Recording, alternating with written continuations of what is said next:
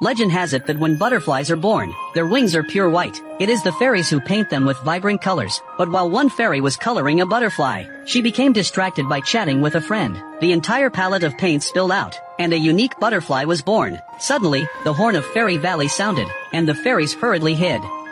It turned out a human was passing by. Tinkerbell, however, was fascinated by the human car. She quietly followed it. When the car stopped, she crawled beneath it. Just then, the butterfly with the unusual wings was caught by a little girl. She told her father it was painted by fairies, but her father dismissed it as childish nonsense. Vidya urged Tinkerbell to leave this dangerous place at once. On their way back, they discovered a mysterious little cottage. Curiosity drove Tinkerbell straight inside. Tinkerbell was enchanted by everything within. Vidya urged Tinkerbell to leave immediately, but she refused. Vidya slammed the door of the little cottage in a huff. Just then, she saw the little girl approaching. It turned out the cottage was the fairy house the girl had built. She grew anxious. The more she panicked, the harder it was to open the door. With no other choice, she hid in the grass and prayed silently. Tinkerbell also sensed something was wrong. The first time she saw a real fairy, the little girl was thrilled beyond belief.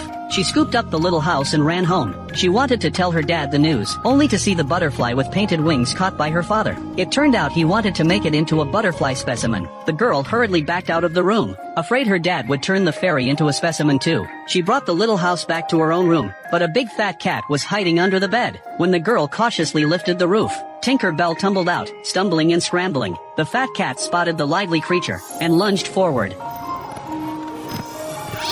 Fortunately, with the girl's help, Tinkerbell dashed into a cage and narrowly escaped. This terrified Vidya. She rushed back to call for help, gathering the fairies to rescue Tinkerbell. Rainy days would dampen their wings. Fairies cannot fly, so they could only struggle forward in a small boat. Suddenly, a turbulent river appeared ahead. Silvermist hastily cast a spell to steady the boat, but it proved useless. In the end, both the boat and its passengers were flung into the water. When the fairies awoke, they found themselves lying in a patch of grass. Fawn discovered she had sprained her ankle.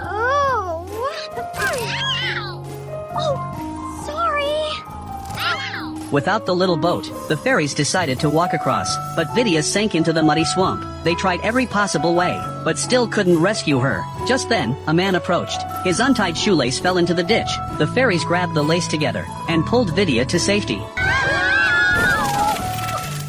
After overcoming countless hardships, the fairies finally found the girl's home. The girl released Tinkerbell. She explained she only wished to be friends with the fairies, and meant them no harm. She showed Tinkerbell her drawings of fairies. Touched by the girl's sincerity, Tinkerbell finally accepted this human friend. While the girl slept, Tinkerbell flew out of the room, and saw the captured butterfly with its damaged wings. The butterfly's eyes pleaded for help. Of course, Tinkerbell wouldn't stand idly by. After discovering the butterfly was missing, Dad mistakenly believed the girl had set it free. He began scolding her relentlessly. Even so, the girl still wanted to protect Tinkerbell. Seeing her sincerity, Tinkerbell prepared to teach her to fly.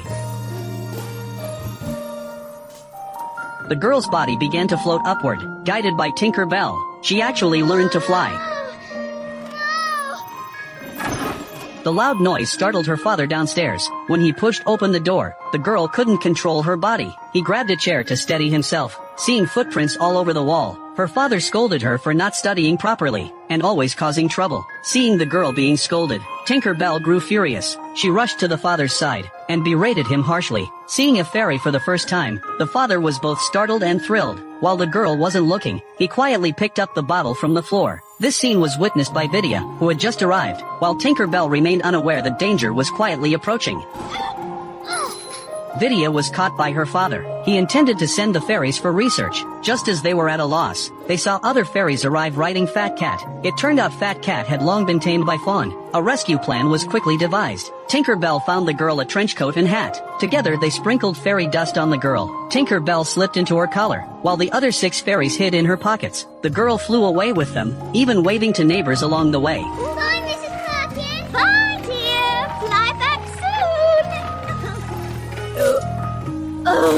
Her flying skills were now remarkably polished. Finally, downtown, she spotted her father's car. Tinkerbell darted under the vehicle, and yanked out the ignition wire. The car screeched to a halt. Just as her father opened the door, he heard his daughter's cry. Stunned, he saw his daughter soaring through the sky. The girl told her father the fairies were her friends, pleading with him not to harm them. Moved by his daughter's innocent gaze, her father handed the bottle to her. Willow was finally set free. In the days that followed, whenever spring blossomed, the fairies would always await their human friend.